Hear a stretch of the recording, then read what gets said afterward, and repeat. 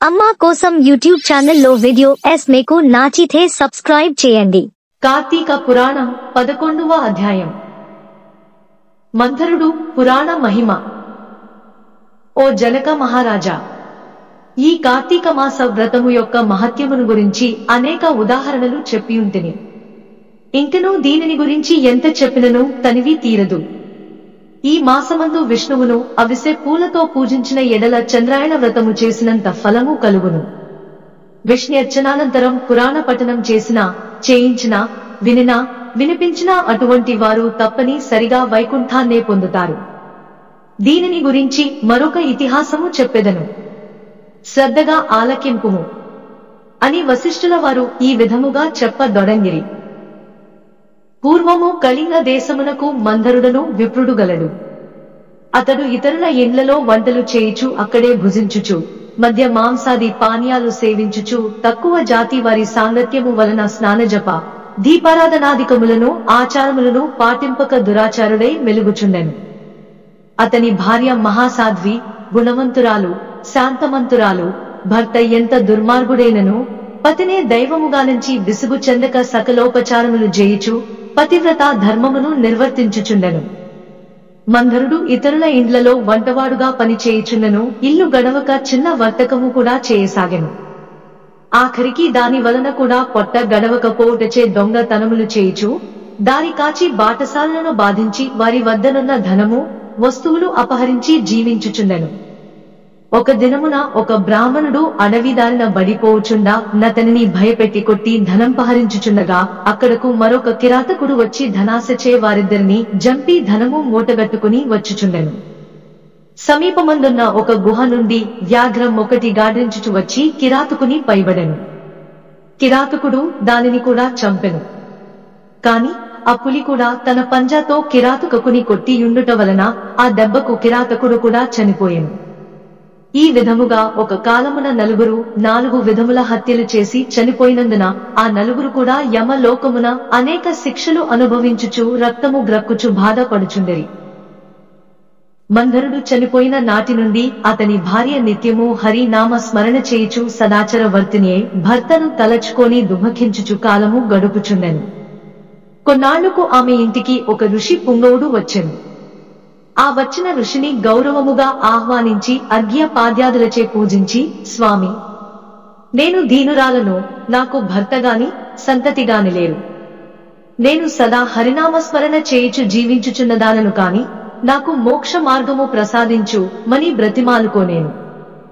ఆమె వినయమునకు ఆచారమునకు ఆ ఋషి సంతసించి, అమ్మా, ఈ దినము కార్తీక పౌర్ణమి, చాలా పవిత్రమైన దినము. ఈ దినమును వృధాగా పాడు చేసుకోనవద్దు. ఈ రాత్రి దేవాలయములో పురాణము చదువుదురు. నేను చమురు తీసుకున వచ్చేదను.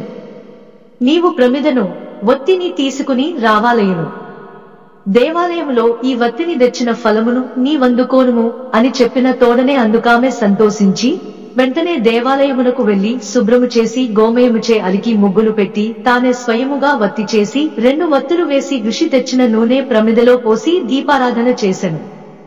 అటు తరువాత ఇంటికి వెడలి తనకు కనిపించిన వారి నెల్లా ఆ రోజు రాత్రి ఆలయం ముందు జరుగు పురాణ కాలక్షేపమునకు రమ్మని చెప్పెను.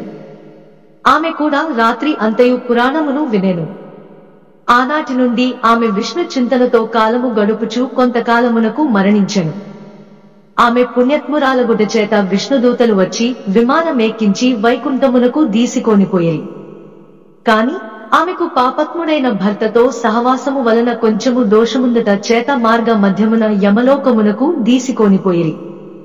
అచట నరకముందు మరి ముగ్గురితో బాధపడుచున్న తన భర్తను జూచి, ఓ విష్ణుదూతలారా, నా భర్త మరి ముగ్గురును ఈ నరక బాధపడుచున్నారు. కాని నాయందు దయించి వానిని ఉద్ధరింపు దని ప్రాధేయపడెను. అంత విష్ణుదూతలు, అమ్మా, నీ భర్త బ్రాహ్మణుడై యుండియు స్నాన సంధ్యాదులు మాని పాపాత్ముడైనాడు. రెండవ వాడు కూడా బ్రాహ్మణుడైనను అతడు కూడా ధనాశచే ప్రాణహితుని చంపి ధనమపహరించెను. మూడవ వాడు వ్యాఘ్రము. 4వ వాడు పూర్వము ద్రావిడ దేశమున బ్రాహ్మణుడై జన్మించినాడు. అనేక అత్యాచారములు చేసి ద్వాదశి రోజున కూడా తైలలేపనము మధ్య మాంసభక్షణ చేసినాడుగాన పాపాత్ముడైనాడు. అందుకే ఈ నలుగురు నరకబాధలు పడుచున్నారు అని వారి చరిత్రలు చెప్పిరి.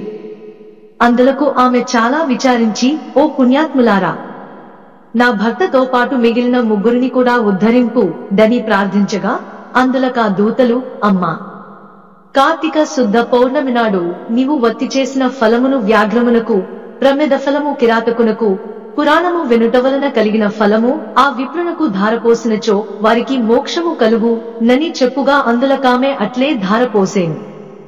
ఆ నలుగురును ఆమె కడకు వచ్చి విమానమెక్కి వైకుంఠమునకు వెళ్ళిరి. కావున ఓ రాజా, కార్తీక మాసమున పురాణము వెనుట వలన, దీపము వెలిగించుట వలన ఎట్టి ఫలము కలిగెనో వింటివా అని వశిష్ఠుల వారు నుడివిరి. 11వ రోజు పారాయణము సమాప్తము. అమ్మా కోసం యూట్యూబ్ ఛానల్లో వీడియో మీకు నచ్చితే సబ్స్క్రైబ్ చేయండి.